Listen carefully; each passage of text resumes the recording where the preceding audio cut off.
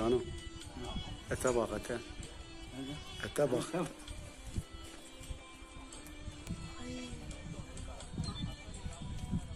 بابا قرآني شاي لا شيء خداك بلا أوكي خلاص صلت مشكلة. النار كده تجي